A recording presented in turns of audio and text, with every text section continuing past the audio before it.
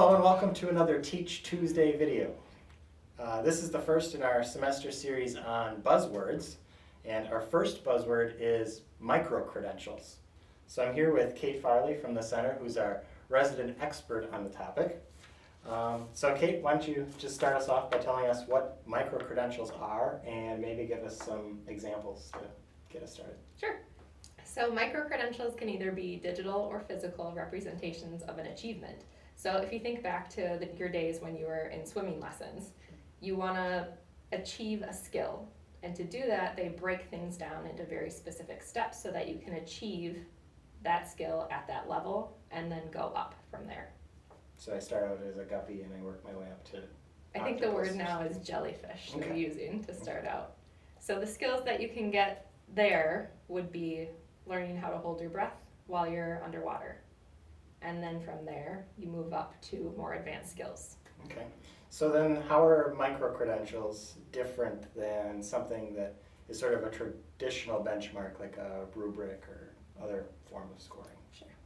So they're not necessarily a part of a curriculum. A lot of times they're in addition to or supplementary. Oftentimes they're also skills-based or competency-based. So when you can break things down into very discrete parts, that's when badges can be used for assessment of those skills. And they seem to do a pretty good job of that, although there is some research that suggests that you don't necessarily need to do badging in order to get your students to that level. Okay. A little bit of what you're saying sounds like another one of our buzzwords that we'll be talking about later, which is gamification. So when you're talking about badging and that sort of thing, I think there's a fair amount of overlap. And one of the criticisms of gamification is that sometimes students feel like they're being pandered to in a way. So how could an issuer or a microcredential giver, microcredentialer, address the fact that getting a badge or a microcredential of some sort might feel a little bit more juvenile or fluffy than Sure. a macro credential like a license or a degree? Yep. So sometimes micro-credentials are set within a larger theme, and that's normally called stacking. So when you're stacking something, it's being more transparent with the skills that you need in order to develop that mastery. So one strategy that you could use to decrease the fluffiness or to not pander to students would be to not even use badges, but to use the principles behind badging and microcredentials in order to achieve the same outcomes.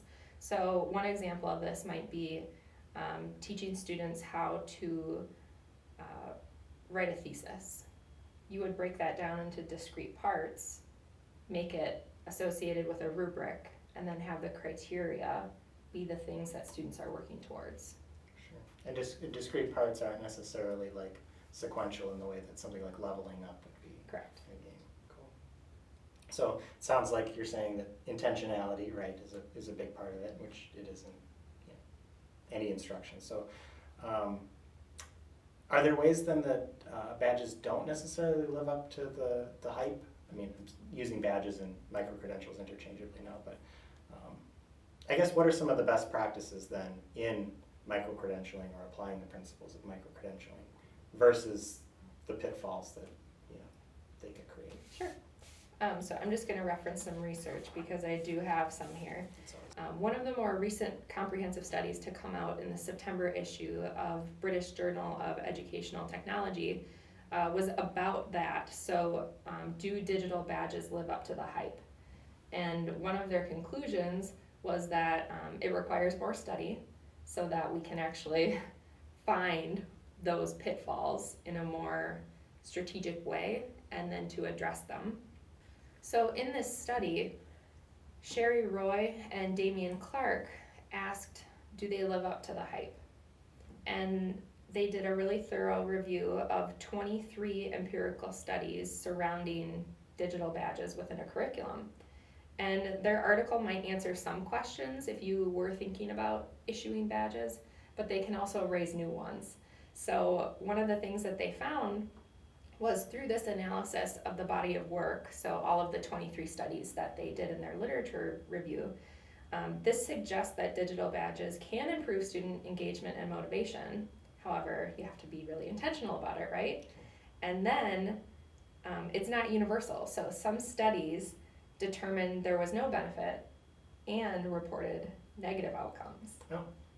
So they concluded that it's necessary to do more research to find a more balanced discussion Sure. of badges. And so as with other pedagogical tools, intentionality is really important in how you use it. So it sounds like you're saying that obviously a fair amount of planning needs to go into it, right? And do a little background research before launching full blown. But I imagine that you're then willing to work with people to come up with the best course of action if their interest has been piqued by this. Maybe not necessarily badging, but Yeah. something along those lines. Exactly, because badges don't exist in a vacuum, and that's one of the things that most of this research suggests, that you need to have a larger plan to be intentional about how students or issuers or anybody who's going to be using badges, how that's going to interact together. So I'm happy to work with people on coming up with some of those solutions, but I think I'm more on the bandwagon with Sherry and Roy, where, that's her name, but I think I'm more on the bandwagon with Roy and Clark, because I'm seeing that depending upon the level of transparency in your courses, you can achieve the same outcomes by just being more transparent. Sure. And talking about purpose, task, and criteria in order to reach those same outcomes. Sure. I think you're getting at the bigger question, which is my next question, which is that, so to open the season, I noted that we'd be talking about buzzwords, but that each of the buzzwords was essentially formed around a nucleus of a larger idea in education, right? So I'll put you on the spot a little bit and ask what concept or concepts you think that nucleus is for micro-credentials. So, is it something like gamification, where the nucleus, I guess, sticking to that analogy, is engagement, or is it a transparency thing or something else? Well, I personally think it's transparency, because when we think about skills-based and competency-based education, that comes with a certain level of unbundling and making things more clear so that people know what their route of action is. Cool, I like it. So any other parting thoughts about micro-credentials? Well, I guess I just wanted to highlight that there are a couple of roles at play within microcredentials. So the first one is the issuer. So that's the person who gives the badge to somebody, and they're the ones who come up with criteria. The badgees, or the people who are getting the badge, is another level. But then there's this one extra step that is often something that people will miss when they're thinking about issuing badges, and that's displaying them. So some solutions for that are putting them in an email signature. You can put it on a resume. You could put it on an e-portfolio, or you could put it on your open badges backpack, and that's the place where you can collect your badges and have them all arrayed together. Sure. And I imagine that it's a similar setup to a physical badge, right? Where there's some origin of that badge, where if somebody really wants to know what your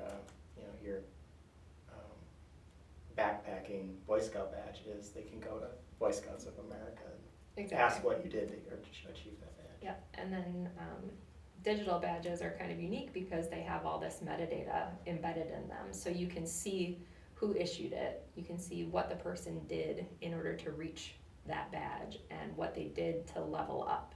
Sometimes you can also see the evidence of the badge, so what somebody submitted.